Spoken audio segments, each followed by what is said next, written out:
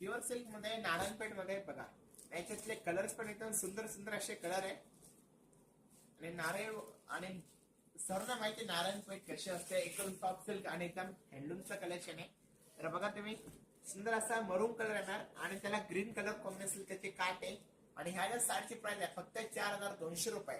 So तुम्हाला कोणता colour आवडत असेल, आणि याच्यामध्ये पण माझ्याकडे भरपूर कलर आहे, ज्याला आवडत असेल त्यांनी स्क्रीनशॉट काढून घ्यायचंय लवकरात लवकर. हा रामा कलर आहे ना, टोटो कलर मधला स्विगिंग कलर, आणि त्याला ब्ल्यू कलर कॉम्बिनेशन त्याचे काट आहे.